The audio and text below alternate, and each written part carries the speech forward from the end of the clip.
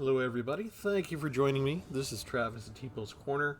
I'm not even going to try and attempt to pronounce my opponent's name.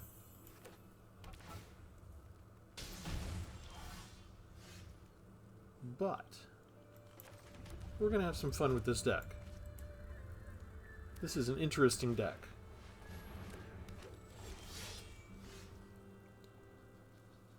And I think we just bring out the Oracle of Tragedy now. See what we can get here. Yes. Doomsday Excruciator in the graveyard. This is what the deck is all about, actually. A 6 costing demon, 6/6 flyer. And it costs 6 black to cast, which gets to be difficult when I've got all these islands. But I want to get Realm Breaker down. The nice thing about having 6 cost type things is I've got the fodder to collect evidence at the level of 6 for my deadly cover-up almost all the time.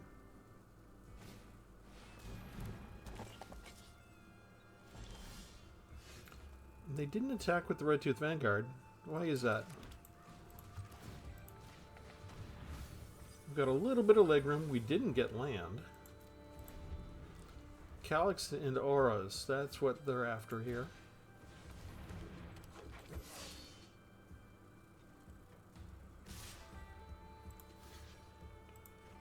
Let's just throw Oracle of Tragedy into the graveyard.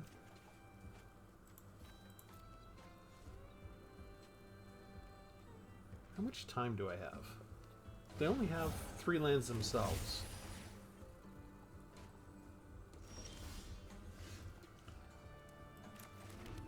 Let's go ahead and do this.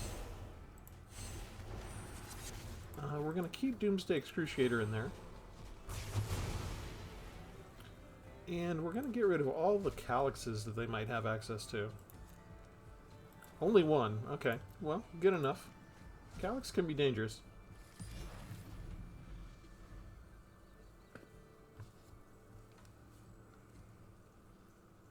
We're doing something a little bit less evil than what I've been doing lately. The Japanese have a concept for when you go to work and you're just trying to get 1% better each day. Just no matter what you do. Do I put out the Planeswalker? Or... yeah, I put out the Planeswalker. Let me shape your fears into something beautiful. Leave no mind unspoiled. Yeah, you go to work and you just try and improve yourself 1%. Get 1% more efficient. Get 1% more better as a person. Why did they... never mind. Okay, I wanted to demonstrate more of the deck, but I guess we'll just go into the deck list, if that's the way tonight's going to go.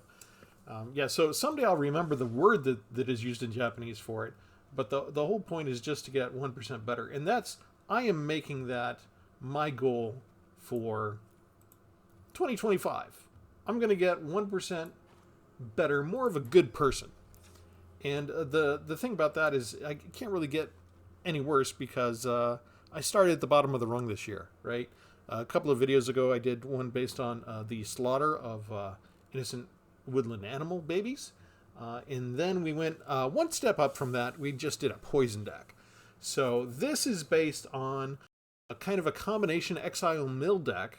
And I think Mill was less evil than Poison, and Poison was less evil than Offspring Sacrifice. So I think my logic is unassailable here. I am getting noticeably better every time I put a deck out.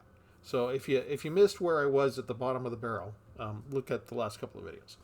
But here's the key. Doomsday Excruciator, 6/6 Flying Demon. When it enters, if it was cast, only if it was cast, each player exiles all but the bottom 6 cards of the library face down, so you don't even get to see what your opponent had. At the beginning of your upkeep, you draw a card.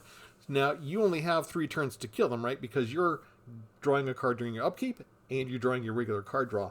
You only have 3 turns while your opponent has 6. So you've got to have a good way to end everything.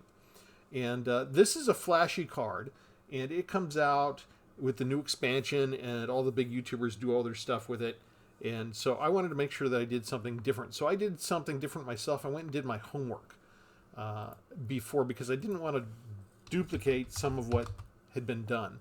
So there's a 2 combo thing here, where if you get the Excruciator down and you mill all but 6 cards, and you have Rakdos in hand, then you play Rakdos, the muscle, you can sacrifice another creature. You sacrifice this 6-mana creature, and here when you sacrifice another creature, you exile cards on top of target player's library.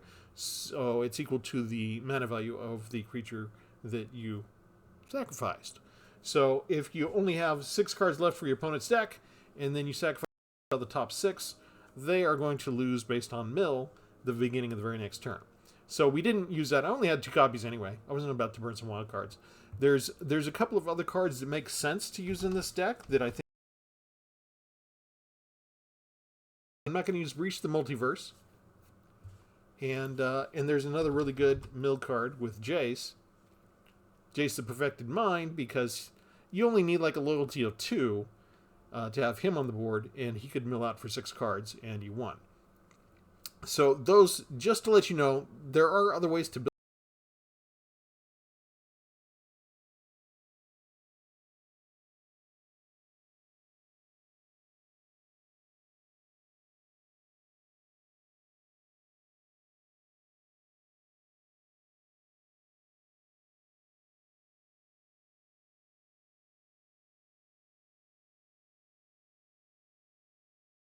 Could use that would work just as well and arguably better. But this is the contrary thing in my mind.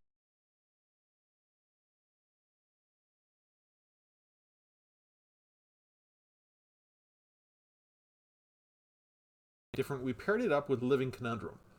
And I've had a nice, fun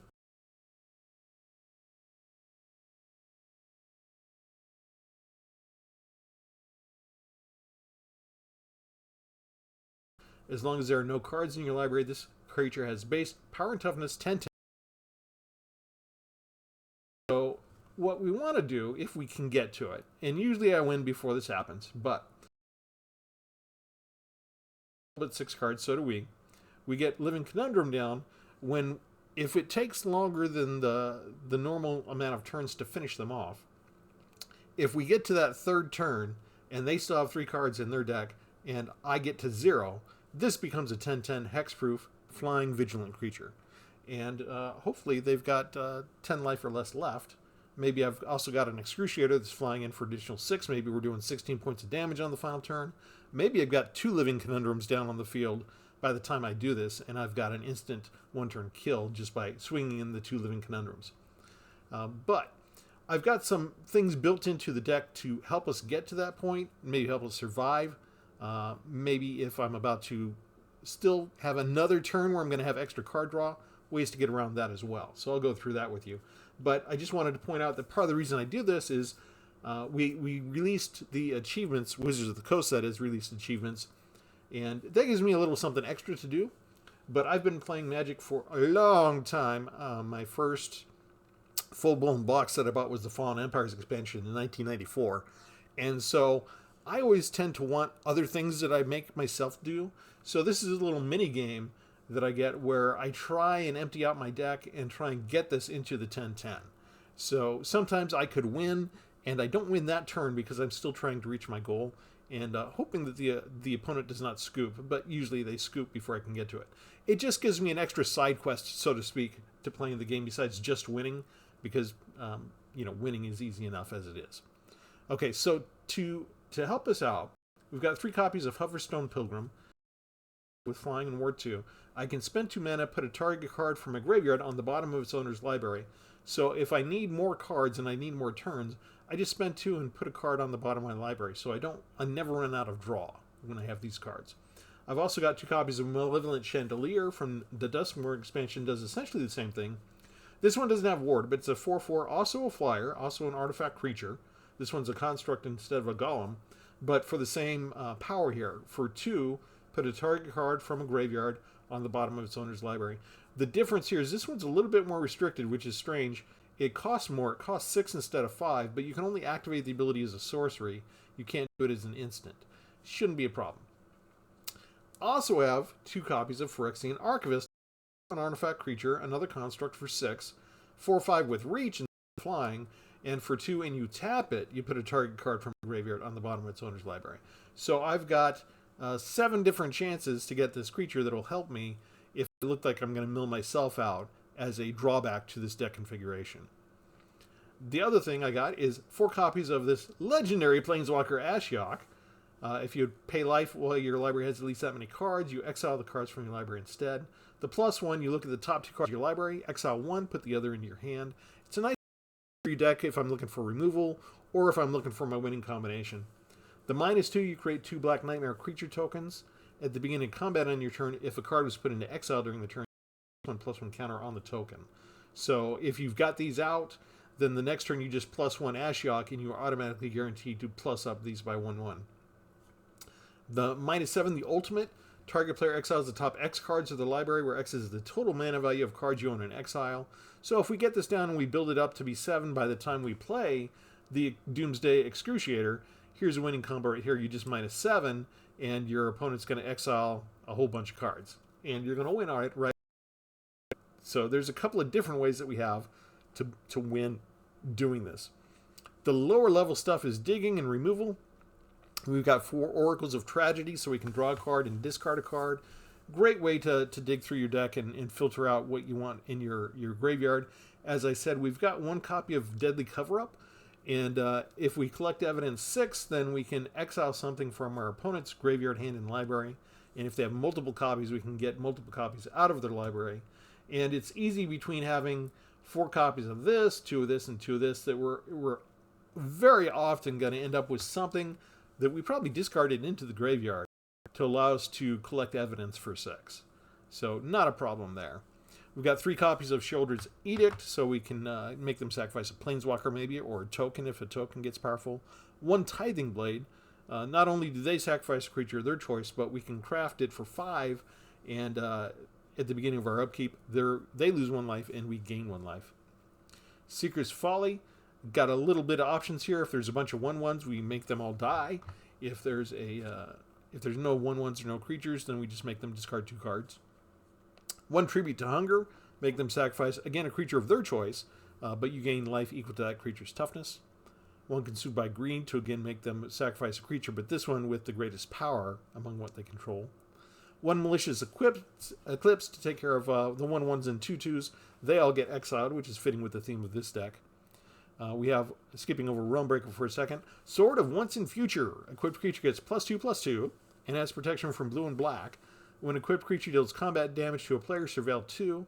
Give us another way to sort through our deck and get to our winning combo. Then you may cast an instant or sorcery spell with mana value 2 or less from your graveyard without paying its mana cost. So we've got the 3 Sheoldred's Edicts, and that's pretty much it. But that's fine, that's all we need.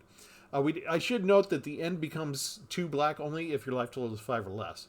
But I got 1 copy of the end, and that exiles target creatures and planeswalkers as well. And similar to Deadly Cover-Up, but without having to collect evidence 6, you can also search for cards of the same name and exile those from the library and graveyard. Okay, going back to Realmbreaker, this is yet another way to win. It just takes 2 turns, right? If we get Doomsday Excruciator out and we have Realmbreaker out, we can cast this, have them exile all but 6 cards, activate Realmbreaker, have them mill another 3 cards. They get 1 more turn and 1 more draw. If Realmbreaker's still around the next turn, we mill them and they're going to be out of cards, and we win. So I'm playing it kind of risky in a sense with this deck because I don't have multiple copies of Realmbreaker. You know, like I said, we're leaving out Breach of the Multiverse, we're leaving out Jace, we're leaving out the Rakdos card, all of these other things that will get you the instant win. But I have won a lot with Doomsday Excruciator and Realmbreaker, it turns out. In this little side here, I didn't bother with the Demolition Land this time, but I do have 3 copies now of Restless Reef, and whenever it attacks as a 4/4 shark, target player mills 4 cards. So we can mill them out that way as well if Realmbreaker is not available. So we have multiple ways to mill them out for just a couple of turns is all it will take. And that's the key. So we want to get the Excruciator out, and then rely on the rest of our support network here that are built into the deck. And I think it is inarguable that milling in exile is less evil than a poison deck, right? I mean, that's not even an issue. That's not even up for debate. And definitely better than sacrificing, 1/1 babies from Bloomsboro. So we just need to figure out what I can do to improve from here and become better. I'm thinking maybe discard. Discard should be less evil than this, a little bit. I might have to create a poll and have people vote. They didn't play anything. I think we're okay to start digging. The least needed are usually the constructs, the artifact creatures. And I've got enough of them in the deck that I absolutely don't mind throwing them into the graveyard. Mostly to allow for collecting evidence for our board wipe. And it looks like our opponent missed... Our opponent missed a board drop. Or a land drop. Do we bother making them discard? I guess we just wait and see.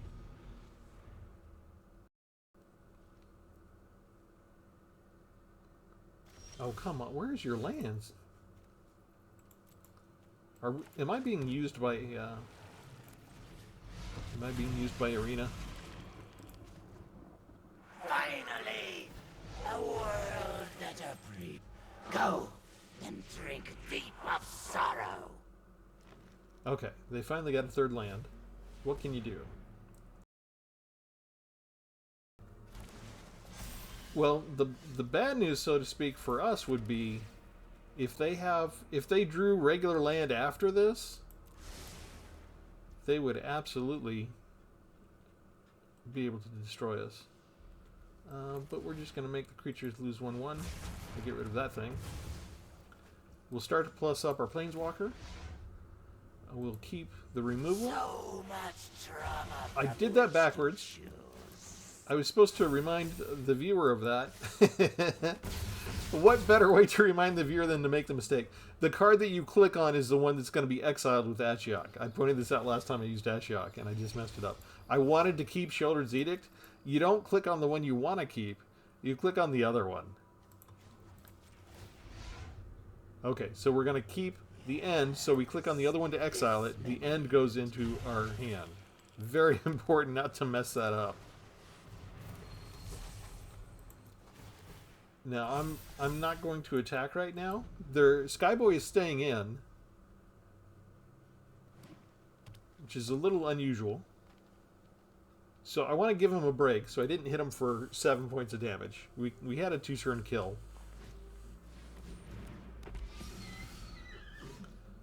We kind of just want to see what can happen.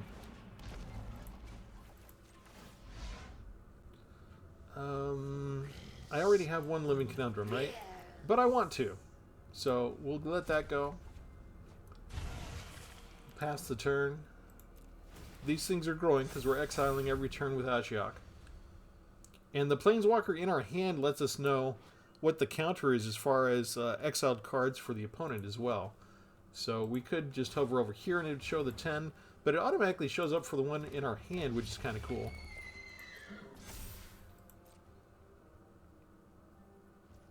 These are two different types of cards. I think we can make them get rid of the Seraphic Steed.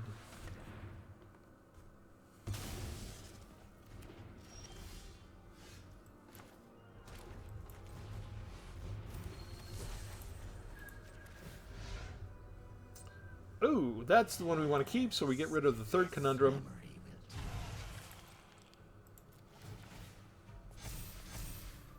No attacks. End the turn.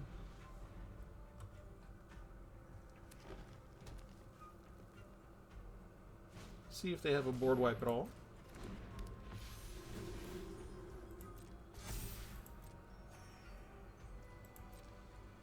They do not. Not yet, anyway. Okay, we need 6 black lands. Graveyard. Sort through. We will keep Realmbreaker. So much trauma from We'll bring Realm Breaker down now.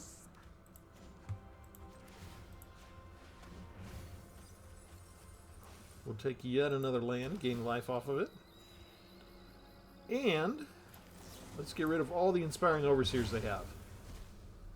We don't need any flyers. They only have one other one. Okay.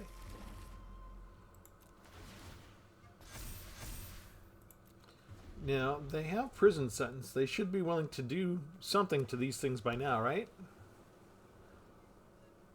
They can freeze the 6/6s.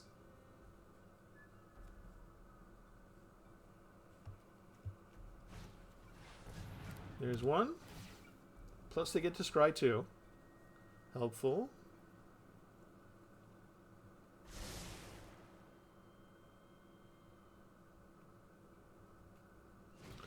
I feel bad because they finally got a chance to scry and it's not going to do them any good. We have the right color lands finally. We played the combo. Everybody's losing all their stuff. And then we'll win this way. Exile 20. There we go. We can only see the last ones that we just did. Remember, all the others get exiled face down. Then we just pass the turn. And thank you, Skyboy. What a sport. What a good sport for staying in.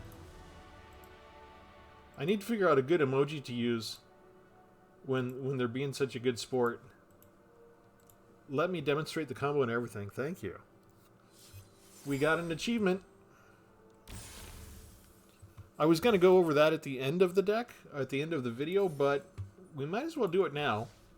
Achievements ready to claim, color masteries. Let's see. Color mastery white, which is funny because we're using black and blue colors. Battalion tactics, attack with 3 or more creatures 100 times over any number of games. So we reached that number 100 this time. And that makes 4 achievements that I've made with this one deck. So let's go to the obvious, the color masteries black. And I've got, where are you? Let's scroll down a little bit. Grave robbing. Have 80 creatures leave your graveyard over any number of games. So we achieved that with this deck. And then we've got a couple of the, let's go to core achievements, advanced achievements that we got through this as well. So let's see. We want going ultimate. Remove 6 or more loyalty counters from a planeswalker you control during your turn. We've gone ultimate before, like we just did just now, so I already had that one achieved. We didn't get, you don't get double credit for it, right? They're not keeping track of how many times. Just, you know, you do it once and you get the achievement. And then finally, let's see, where are you? I'm looking for going. Okay, no, we did going ultimate. I'm looking for malicious. There we are, malicious, similar to the sound of the word malicious. Have an opponent lose a game by drawing from an empty library. So you get an achievement for milling them out. You get an achievement for ultimating your planeswalkers. If you have not gotten these achievements yet, they are considered advanced achievements. If you are interested in collecting the achievements, as many as you want, this is the type of thing where I'm going to probably do an entire video on that one day. Those yet and you want them, take this deck out for a spin, and you can get a couple of achievements. Some people aren't going to care. Some people are here just to win. Some people are just going to go into Mythic Ranked, and that's all they're ever going to do. Other people might have been interested in collecting the achievements, but you have to go into different formats, and maybe they hate certain formats. There are some people that absolutely will never go into Alchemy no matter what you do. And there are some people that are completists, so if you're a completist and you start the achievements and you absolutely must get all of them, and then you realize you also have to go into Alchemy, you might be having a problem because you're like, no, I'm never going into Alchemy, so I'm not going to complete the achievements, so I may as well never start. However, there are other people that will make exceptions. You know, maybe the completist will decide, all right, I'll go ahead and do some Alchemy battles if I can get the achievements. Or there'll be some people that say, like, you know what, I'm going to fight against my normal completist compulsion. I'll ignore the achievements that I don't care about, but there are some I want to get, and I'll get some. I haven't decided what I'm going to do yet. I haven't looked through them all. I just make my decks as usual, and then I'll look up the... But, since I tend to play virtually every day, I am making achievements. I am earning achievements every day. So I'm trying to keep track of those and which decks they have. Excruciating Conundrum is one of my better ones. I've got 4 achievements now as of today with that one. I've got another one that I've used before that I've gotten even more. Like I said, I'll probably put together an achievements video at some point. And if you want that sooner rather than later, just let me know in the comments. We've got a little bit of removal, so we don't need to rush, right? We feel like we've got enough time. They're using plot to set up a nice little combo. That costs 0. And Gingerbread Hunter. We don't get rid of the Edict because we can play our board wipe already. So we'll let them have the food token. We'll let them have their 10-10 because they're tapped out. Make sure we get the right amount of lands. We didn't want to put down the tap land. And we use the collect evidence from the Phyrexian Archivist we threw in the graveyard in preparation for such an event. And we get rid of any other railway brawlers in their deck, as well as getting information on what's in the... They only had 1 railway brawler in their entire deck. Alright. I feel like I wasted that card a little bit now. Whatever. Only 1 copy. This is a card I've used, but I don't see it used against me that often. Lignite's Conquest. Sacrifice any, return that many from the graveyard to the battlefield. So I am glad that we exiled that puppy, because they have that card and they can cast it anytime they want. Wildwood Mentor. I think we just exile that.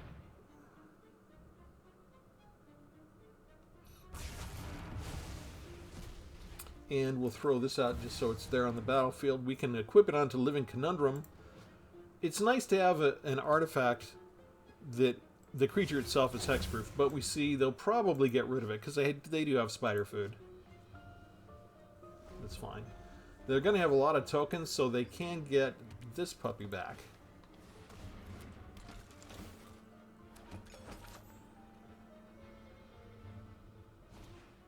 Yep. And we're kind of flooding out. I guess we take that. Put this down while we have it. We've got a nice little blocker. They can't use their bake into a pie on it, so they're going to hold on to that. They can get the 5/5 back, which overpowers Living Conundrum, so are they willing to do that? Because then I've got a clock on me. Sheoldred's Edict wouldn't work because I can't eliminate the Experimental Confectioner. They would just sacrifice that one. Am I supposed to believe they have a combat tactic? I don't believe it. I think you're bluffing. They do? They've got something.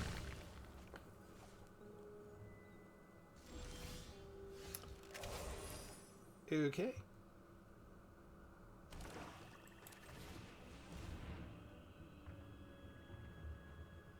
Should have probably not played the land.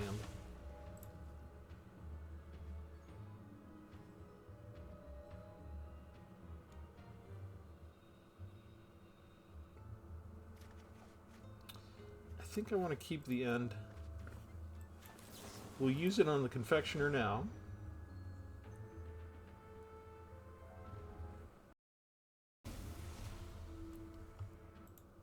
Because I knew they had another one. Okay, so we're exiling stuff from the graveyard. Now they get no extra benefit, no extra creature or token or value out of sacrificing the food. Again, but they can still bring back the Gingerbread Hunter with this card if they're willing, anytime they feel like.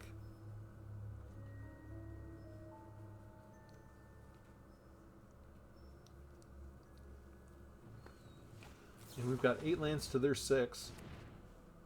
They're digging through their deck.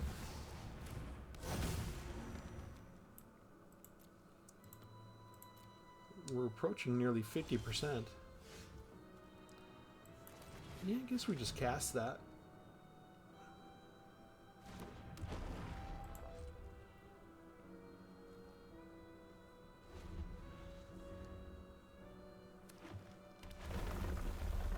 This is kind of cool now, actually, because we can exile that if they try and cast that spell now.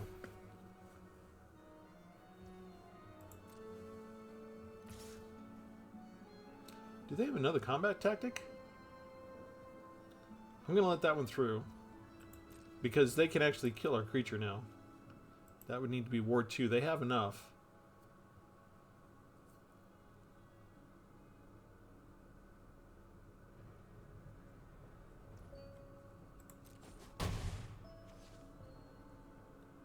And it's an instant, right? So they can wait till my next turn. Let's go ahead and exile this now. That way there's no creatures in the graveyard they can get back. We'll just put it in the bottom of their library.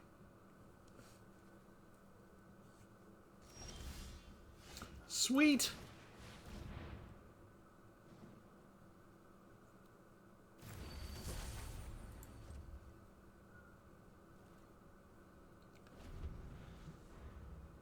Now they need to build this up with landfall, right? Well, they can double the number of counters, actually. That's going to hurt.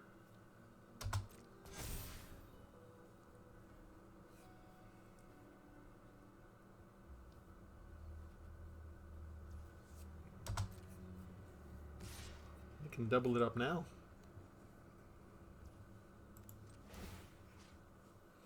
Let's throw this into the bottom of my graveyard. And then we'll block.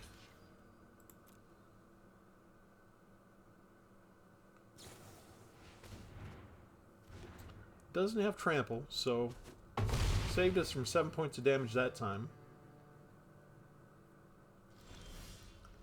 But I do need something better than that. I guess we'll use it in Scry. Not good enough. I need one of my removal cards. So we're just going to attack.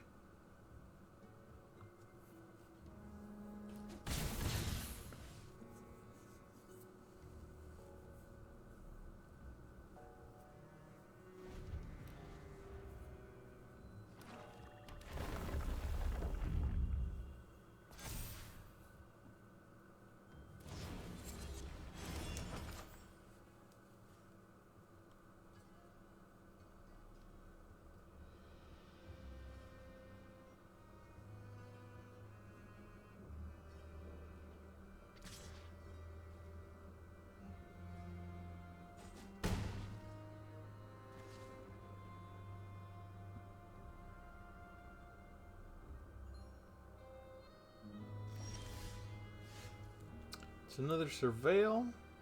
We're just going to attack. I am really flooding out with lands.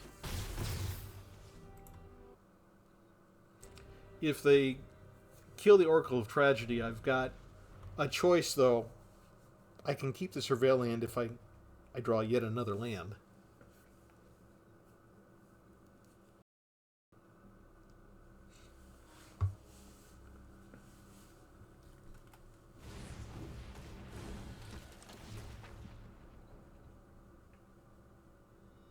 They didn't sacrifice any.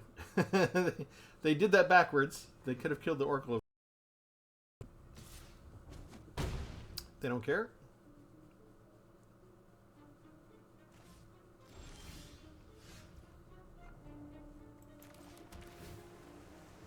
What's next? That's a good card.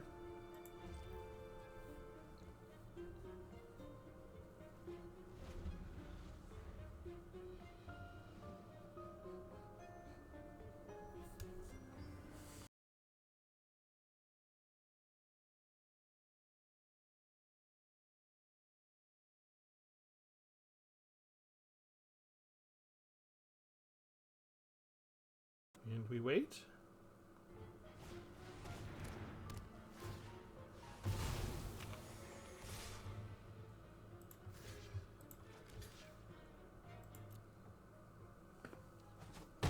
Now we're starting to trade.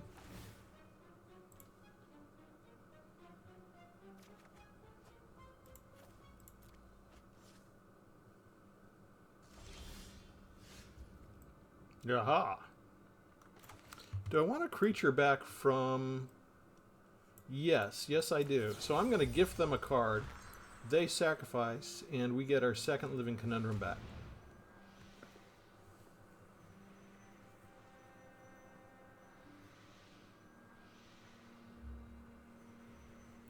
They don't have a choice here. They have to sacrifice Bristly Bill.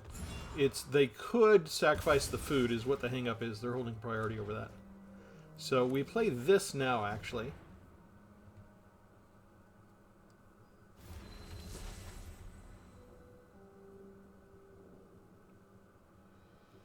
And now we can just start attacking with the living Conundrum. We keep one up to block the Poisoner. And we need to make them work through all of their tokens.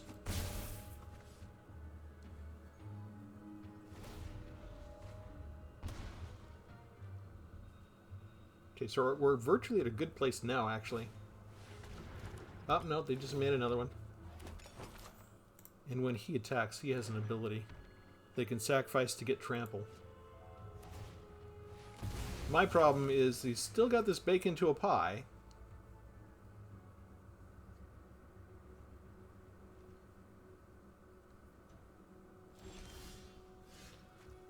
Okay, that's good. Yeah, we'll do this now.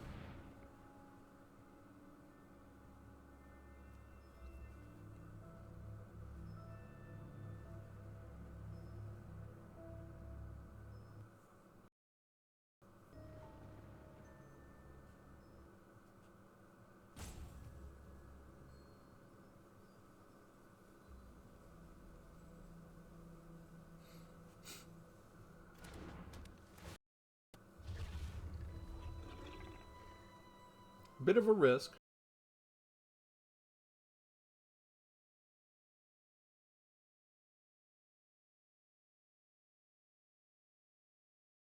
To decide what they're going to do here. Okay, they kill that now. That's fine. Kind of expected that.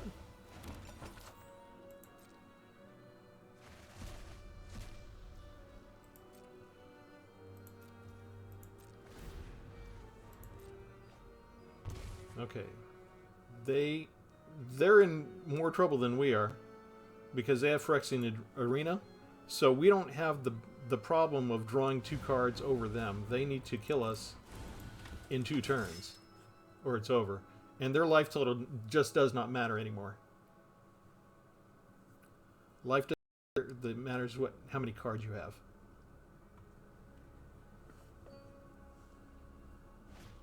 So thankfully they played Arena. Otherwise that might have given us some trouble. Bristly Bill doesn't matter anymore.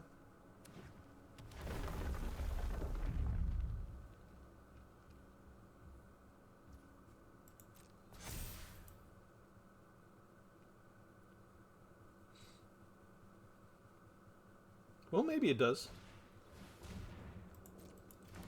Have they been saving up their creatures? Maybe that's enough. No, it's not. I have Restless Reef.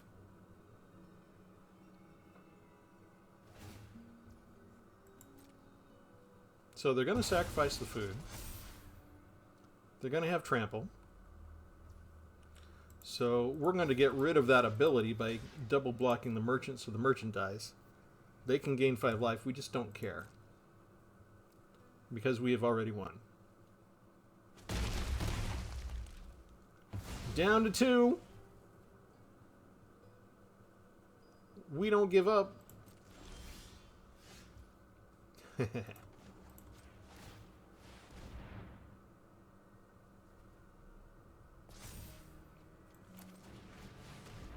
Let's show him our hand. Let's show him the other one.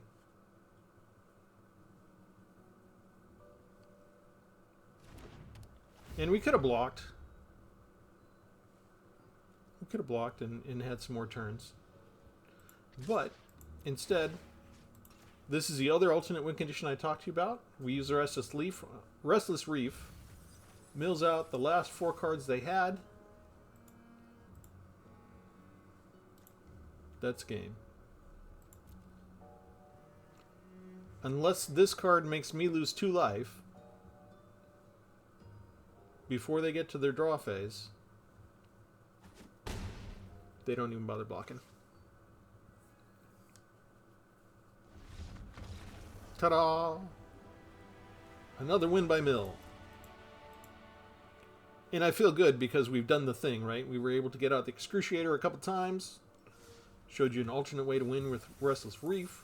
We leveled up. We got our chore done for the day. It's a good day all around.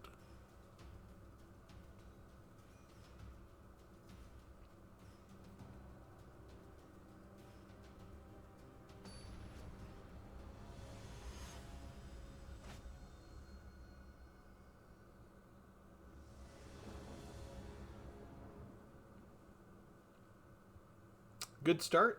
We've got something we can throw away by drawing and discarding into the graveyard. It's almost enough to power up Deadly Cover-Up by itself. There's that one is for sure. And I like having a 2-turn play that turns out to be a chump blocker. So now, since we have the combo, basically, we just need enough lands to pull everything off.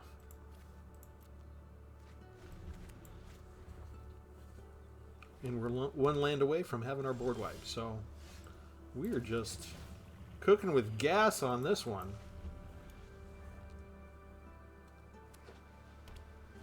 Opponent does not miss their land drop.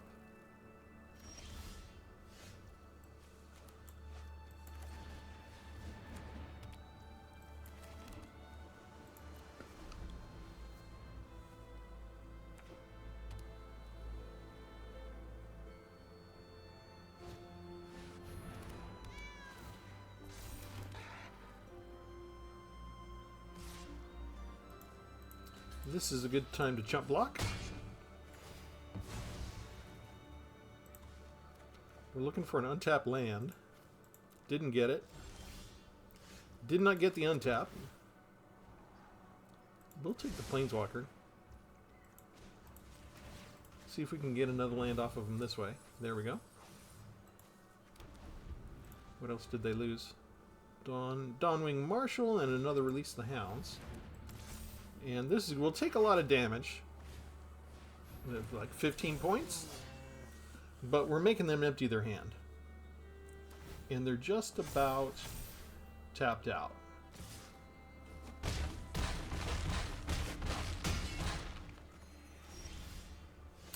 And life is a resource. It just doesn't matter. Doesn't matter how little I have. What matters is, let's get rid of all of your Regal Caracals. Oh, you had one in your hand? Aw. They get to draw a card for replacement for that. And they have Claws out, which isn't going to help them. And what do I want to do?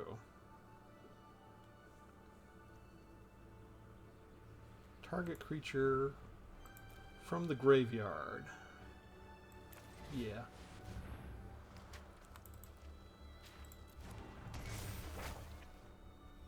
Not their graveyard. I want the one from my graveyard. The one with Ward 2.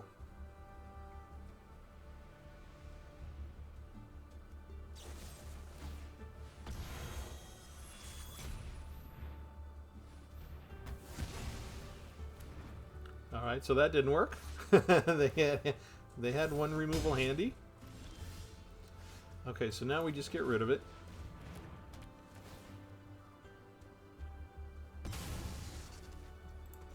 And we need more land. Thank you.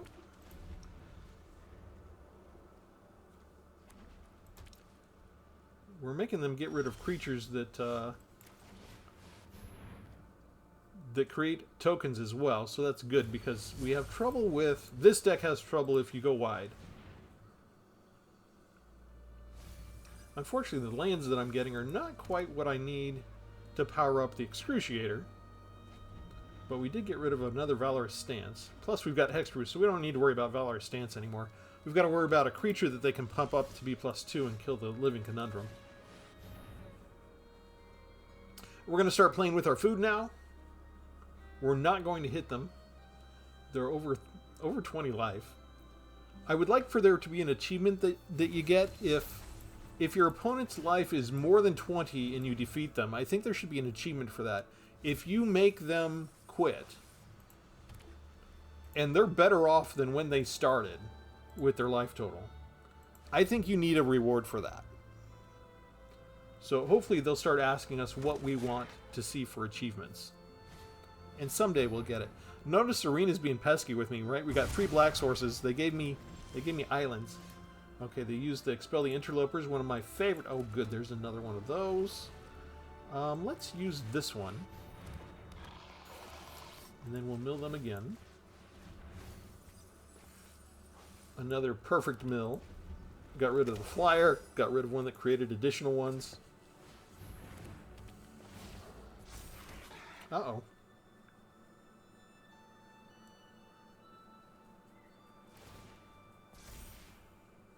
I can't power this up yet. Right? This costs 5. Why would you do that? I don't get that. No, wait. Oh, cost. Shoot, I didn't read the card. Cost less for each cat you control. Okay, now I think I'm dead, right? Let me shape your fears into something beautiful. Even the grandest ideas start small. That is not enough.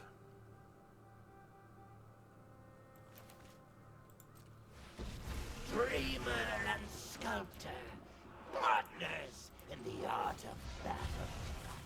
Bunch of chump blockers. Go and drink deep of sorrow.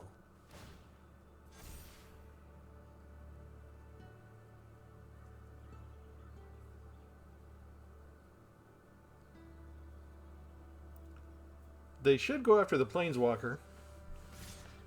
There you go.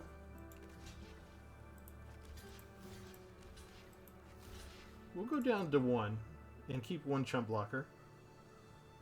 Still don't have enough to cast this. Still don't have the right mana. What a critic! See what else we can get. G. Okay, so we'll exile that one. We'll play that one. And now, creatures your opponents control get -1. And we still have enough to mill them.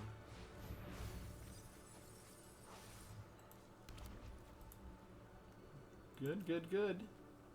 Can we still craft this? Oh yeah, we've got tons of stuff now.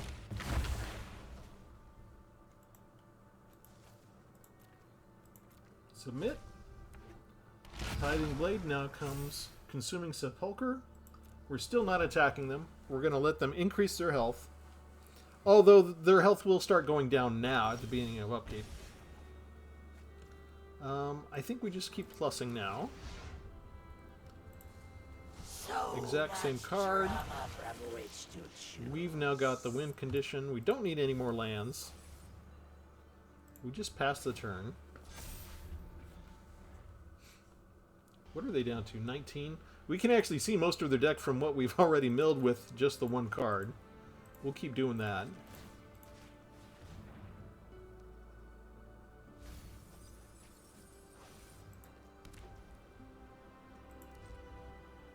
I'm always interested in their deck configuration and seeing if they're doing anything new. They're cycling? No. What is this? A 2/1. Well. Let's do this. This only takes away 9 cards. It takes away a lot more from me.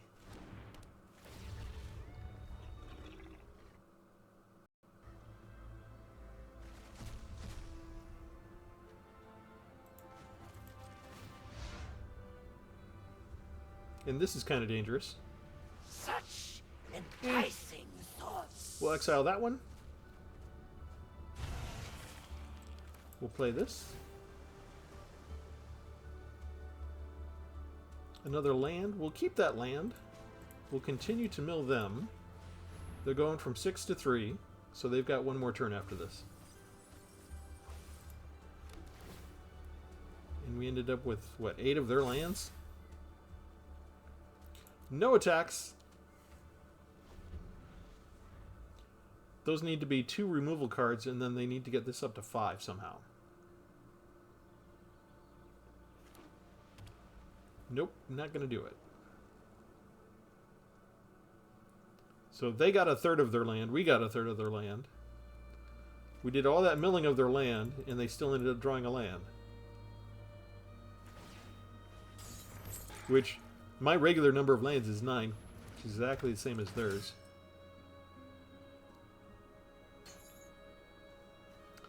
Legendary creature. Oh, this is Aether Drift. Well, you deserve to lose for using Aether Drift cards, right? Maybe I'll start to love Aether Drift later if I read more of the cards. I've had trouble getting into it. But a lot of the other card sets, the expansions that have not sold well, let's just have fun here.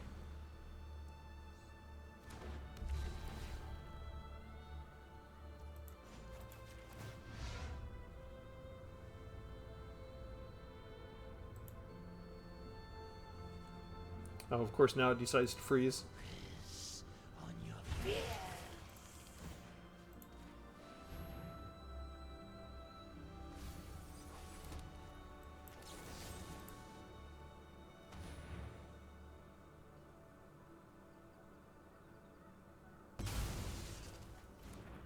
And we can afford that. And we're done. Final score, 6 life of mine to 29 of theirs, and we mill them out. And again, another good sport, stay till the very end. That has not been my experience with this deck.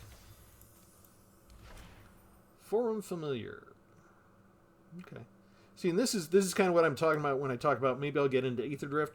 This is Karlov Manor expansion. This is a decent card. It's an okay designed card. So maybe I hate the flavor, maybe it doesn't feel like Magic, maybe it doesn't look like Magic. But if I play with enough of the cards and they're well-designed cards, I'll get over it. I fall more into that Vorthos camp where I care about the story. Stories matter to me. I think that really adds value. So I'm a big flavor fanatic. Trademark. And there are some people, they don't care. They're just looking through the expansion set. They're looking to take their favorite deck and see if there's one better card. One card that you say, like, oh, compared to the card I have in my tournament deck, the card that exists that I have is, inarguably worse. So it leaves. I put in this new card from Aetherspark, and now I've got a better tournament deck. That's all they care about. For Karlov Manor, it didn't sell that well from what I understand. But some of the cards are good Magic cards, and I have no problems using them.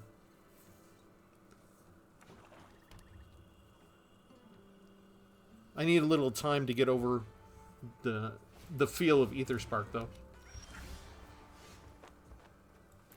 This is one of the worst hands, and one of the worst opening hands. Give me only the most expensive spells in the entire deck. Please. Sure. And nothing else.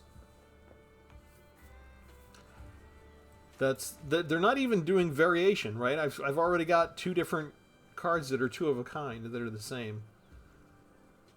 This is not common for... This doesn't happen in real world shuffling as much. It really doesn't.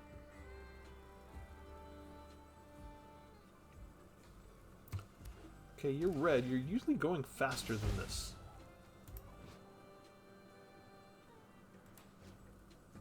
Maybe they're new. I don't know. See, this does not look like Magic at all to me. Much too sleek and modern. Oh, there we go. Three. Okay, so I missed a land drop. Great. I think we win too many times. I think Arena's doing the payback. What does the fairy pet do? You just spin around? I like the geese better.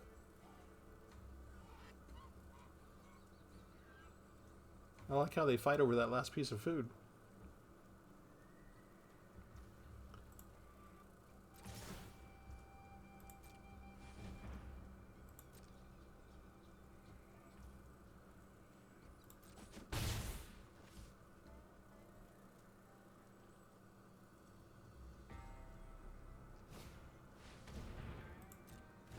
Okay, we'll give them the choice.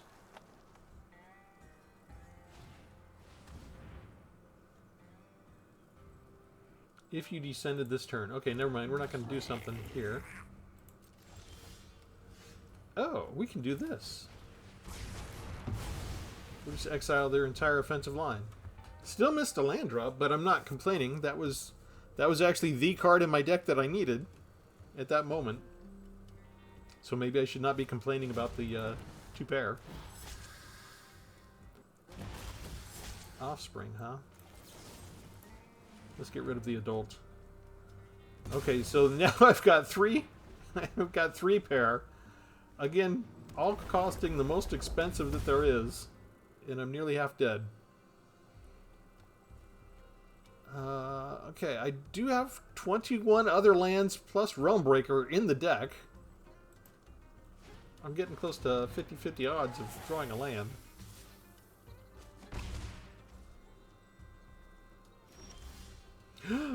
They gave me 1 land.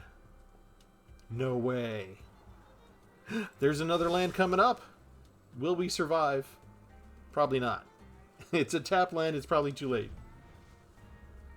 We'll go ahead and hold out hope.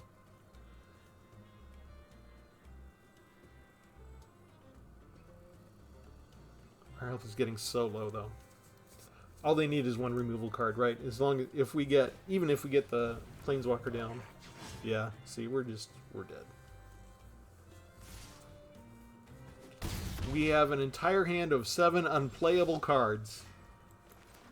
So I was probably supposed to mulligan that. I would need to draw my board wipe. And they might be able to kill me now, right? Just bringing down another outlaw. Shieldred. A mythic rare Shieldred the Apocalypse. Yeah, we're just going to let them win. Okay. Don't even let me... Okay, well, it wasn't the board wipe we needed, so we die on the beginning of our turn. No. No, you land starved me. So, no, I did not have fun. I don't know if it matters to them. Wizards of the Coast has so many ways to gather data now through social media, through monitoring everything that happens online. And yet they still ask for this quick little like or dislike emoji. And we're all consistent, right? If we get land starved, we put on the frowny face. But they never change anything.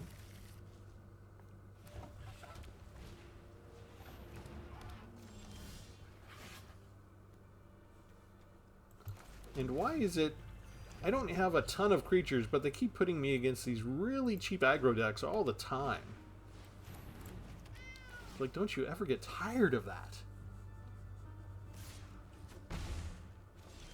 I know I do, but that's just me. All I can figure is that there are so many aggro decks that they need somebody to face, regardless. This is what Arena steers you towards. Fast and cheap. There's just no doubt about it.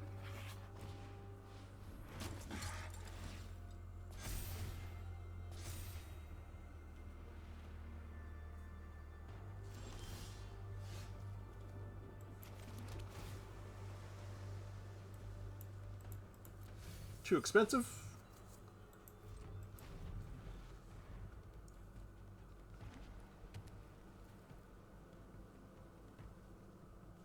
If they're not afraid of losing creatures, they could just start bum rushing people into Oracle of Tragedy.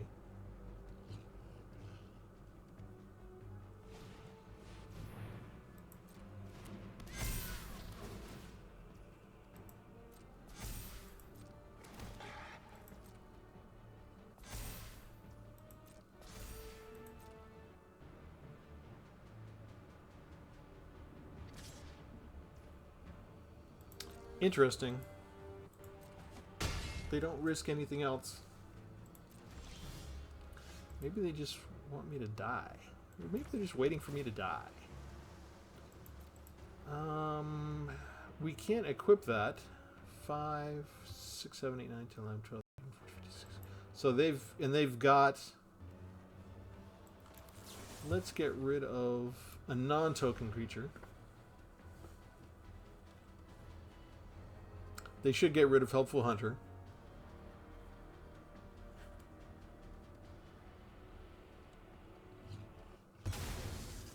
And there's a case to argue that I should have just played that last turn when I was able.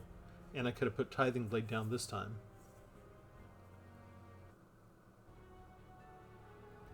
Do they have a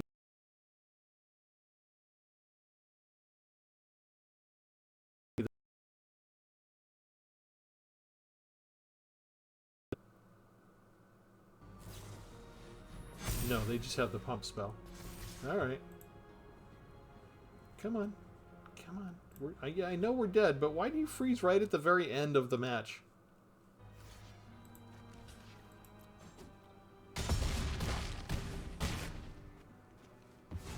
And so you see they've got exactly what they need. And it's cats.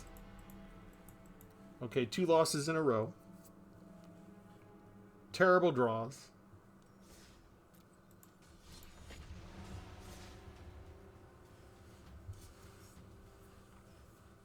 We'll go one more. They can only do this to me so many times in a row before they have to give me a fair match. They just don't want you thinking you can take this into ranked and crank your way up to mythic with it. They'll say, see, look how inconsistent it is.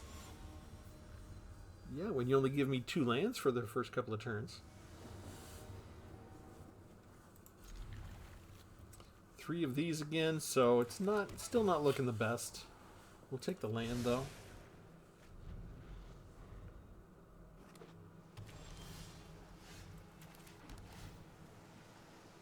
Ooh, Realm Breaker, okay. I do like Realm Breaker.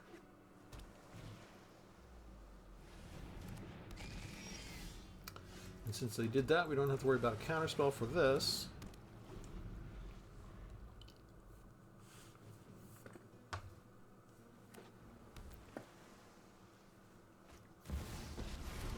On curve Mythic Rare Planeswalker. Never mind, we're going to lose. 0% chance I lose. Found a way in. Yeah, they'll just dig through their deck and get exactly what they want now.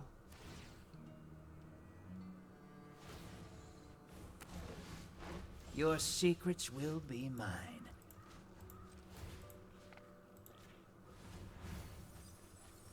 We'll try.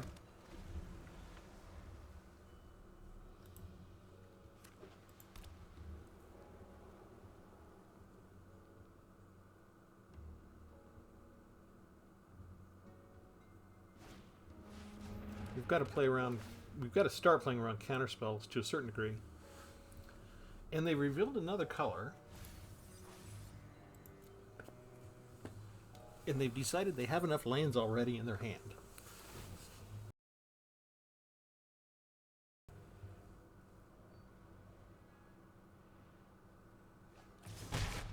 Let's surprise him. Trust me, I'm a specialist.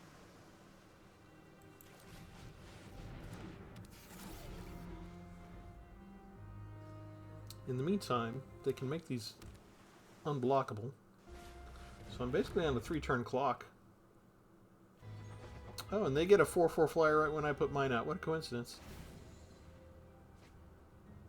Found a way in. They're giving up a lot of card draw there. But they got blockers for against their Planeswalker.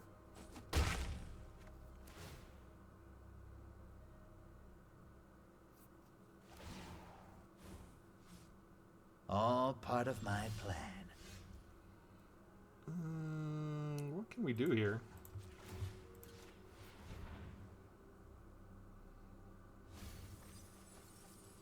I do need some removal at some point.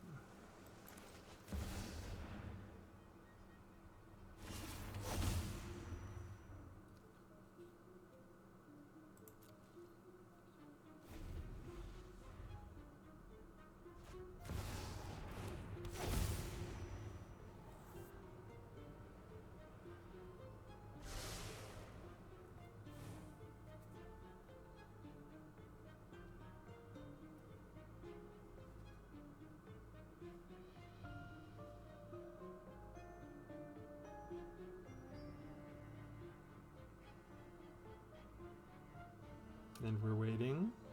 They are blue. You have to give them extra time. They're just so far ahead with their board state.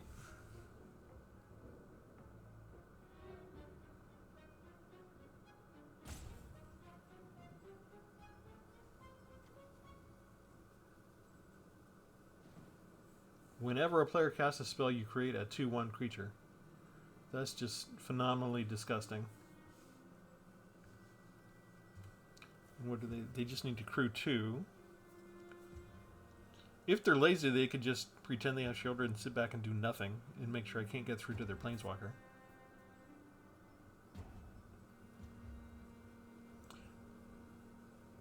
This is kind of one of my pet peeves. When they start to win, and that's when they choose to rope you. It's understandable when they're losing and they're a sore loser. We understand that. But we're like, this is not complicated, is it?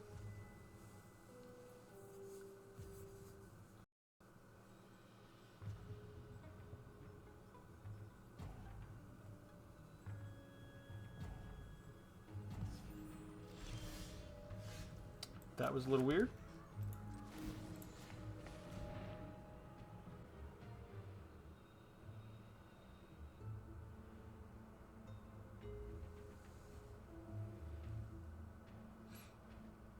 Hello? Did they leave? Did they get disconnected? Oh, bummer. I was pretty sure we were toast on this one.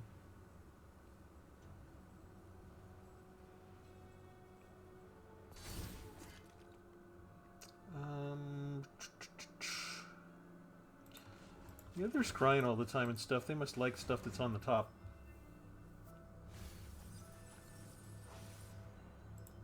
We'll take all the blue sources.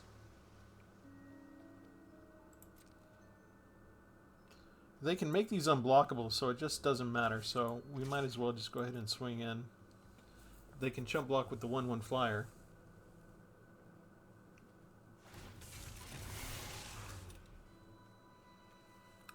That's blue. I've got protection from blue.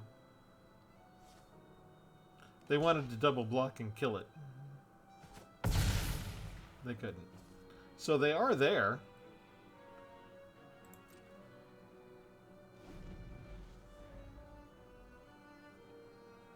What was with all the roping? Emergency trip to the restroom? Yeah, again, mythic rare, mythic rare, mythic rare.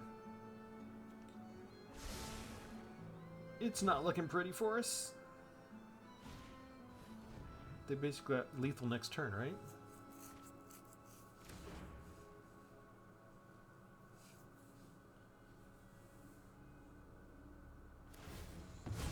Yep, they do the emblem. Just give up. You can't win. I think I know that, actually.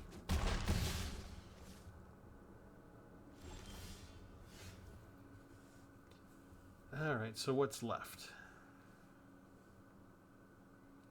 Didn't really get the stuff I wanted.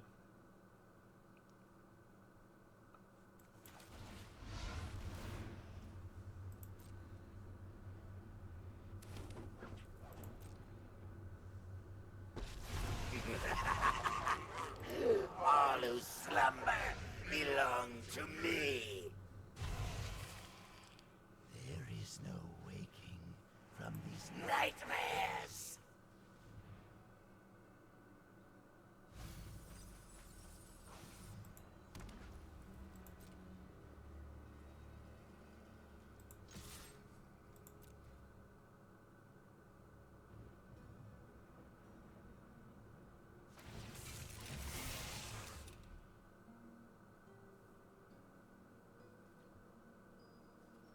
Yeah, you can't block that. You're blue.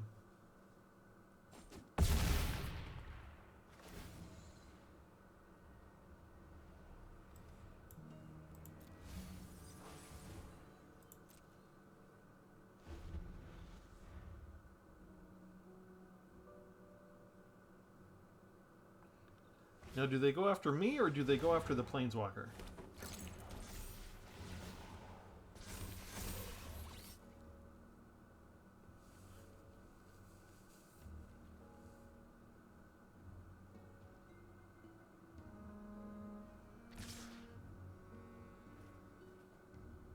They go straight for me.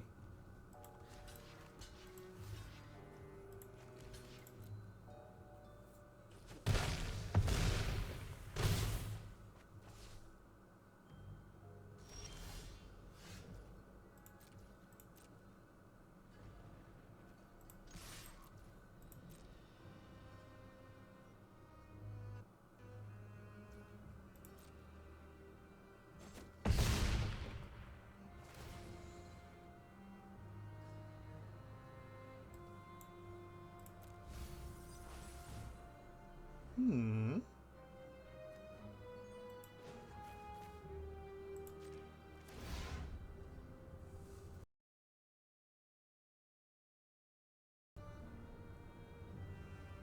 Yes, this memory will Keep the Planeswalker.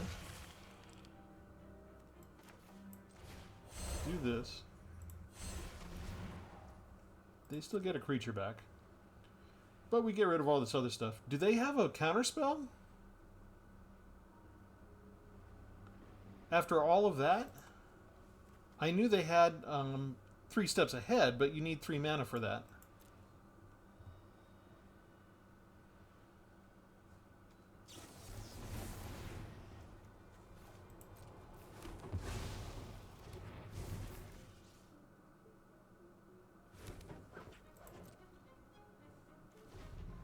Oh, they had Relic of Legends. I forgot. Okay.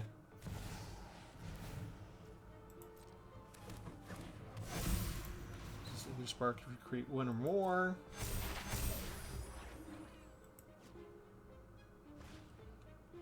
Now you roped me. We're done. And they had the 1 counter spell they needed out of the 1 chance that I had to pull everything out. Alright, that's 3 losses in a row. On curve 3-turn Mythic Rare Planeswalker. By now, the team of wizard spies that monitors my play has gone on a coffee break, and they're chuckling it up amongst each other. 3 of these type cards again.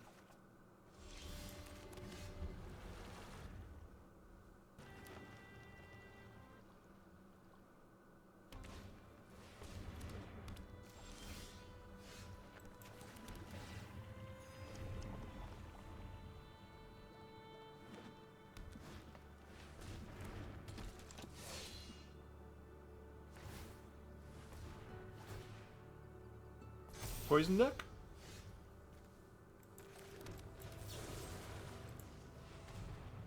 Go away, please.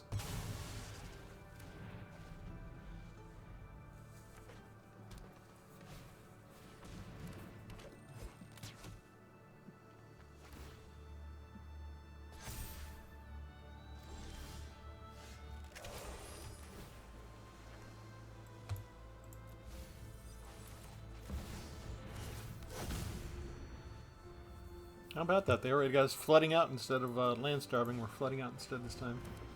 Oh, they get their second win condition right away.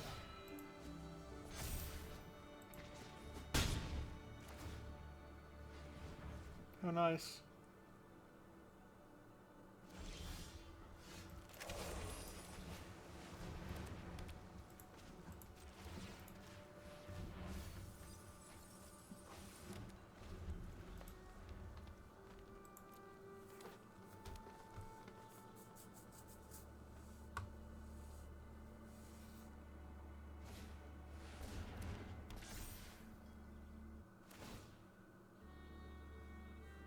It's just amazing how many... We win a few in a row, and then just Arena just completely turns on me.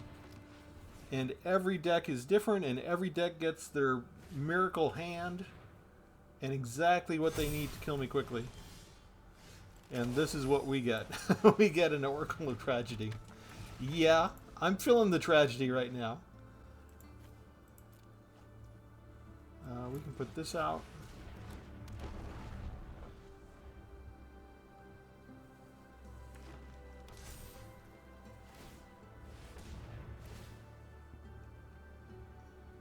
This is an overpowered card too, this enchantment class. Just way too overpowered.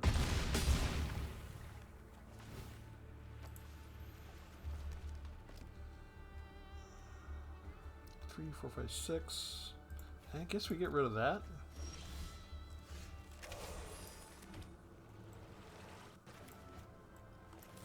They get their choice though, so we're dead.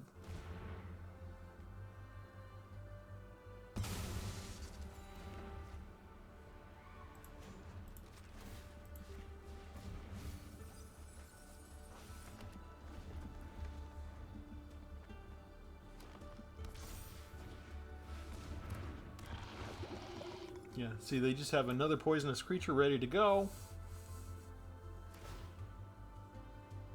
This should be lethal, right? They just put it on this one? No, 12. So we got one life point left and 9 poison counters. Oh, no, they doubled the counters there. Okay, there we go. Alright.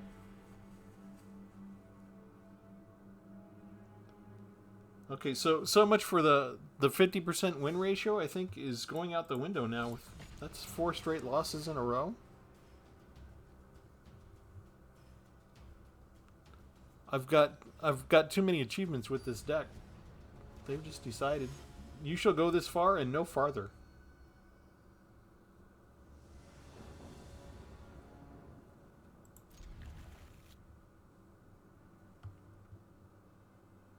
Okay, so for a change, we actually have 4 different spells.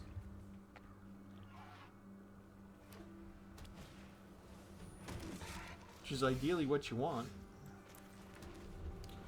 But we're up against another aggro deck now all of a sudden.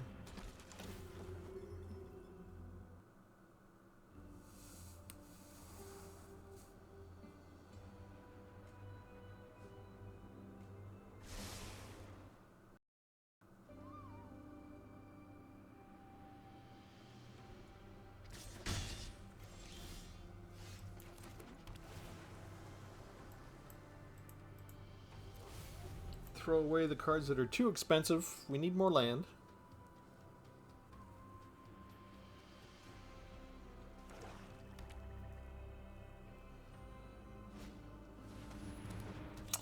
They're gonna take. They'll take the end, or will they take? Will they know to take Seeker's Folly? Because Seeker's Folly also kills the bat.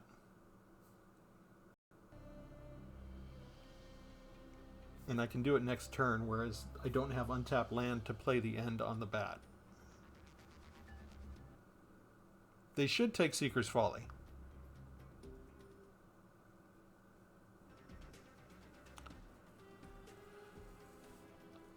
Ugh. Okay, we'll wait for them to figure it out.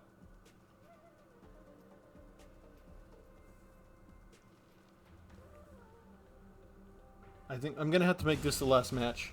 Okay, they did figure it out. They're just taking so long to think things through. I could have gotten in, between all the roping and stuff, I could have gotten in some extra battles. We take the land. I guess we'll just play this out now just because they'll just get rid of the Lean and Vanguard, but it's another point of life we get to keep, right? No, what? Why would you get rid of your Charming Prince?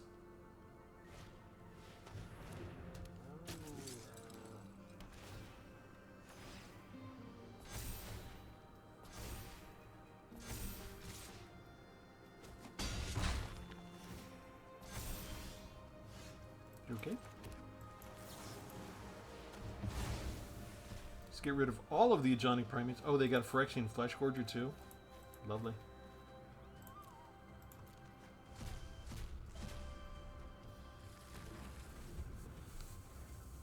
What else we got? They got a Get Lost. They got a cat. Yeah, I'm feeling if they get another land, we're going to be distinctly overpowered.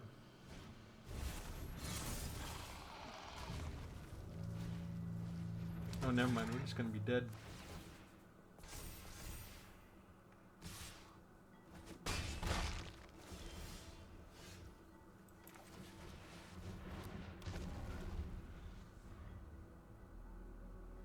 They can pay the ward cost for this already.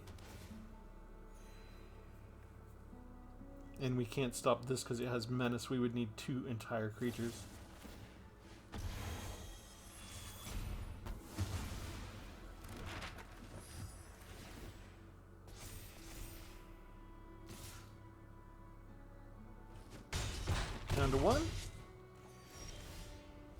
And we are dead. Alright, there you have it. 5 losses in a row. Bad deck, don't use it. Unless you want to mill your opponent out. Unless you want to ultimate a Planeswalker. That type of thing. It's a fun deck. I've not usually had that extreme a difference in playing this deck. I usually don't have 5 losses in a row from almost anything, but you saw the plays. There was no other choice. They didn't give us any options. We had to take the cards they dealt us. So you can, if you want, you can get rid of a couple of these higher cost cards and get in a little more cheaper removal cards in here if you want to have a little more balance against all of the small, like mono red aggro or white aggro, white and black aggro, all of that type of stuff. You could gear this down a little bit more. I just wanted it to be a themed deck. You know, these are what I was concentrating on. This card paired with this card. And this makes a really good balance to make sure you don't mill yourself out at the end. So I want to make sure I had enough of those and enough of these at the high enough value to pay for the deadly cover-up. But again, you notice I only have one deadly cover-up in there.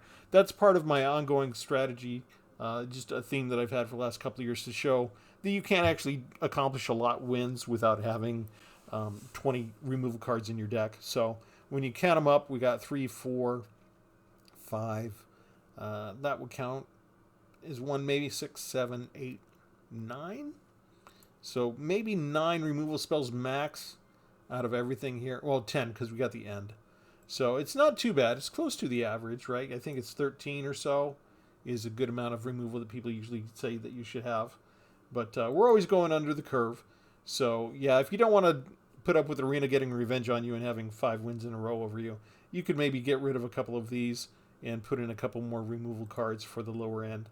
Or maybe put in a couple other, small creatures up front. But overall, I like this deck. I use it a lot. I've had it for a while. I think I made it before the Bloomburrow series, so it's been a couple of months that I've been trotting this deck out on Arena. It's usually having a winning percentage.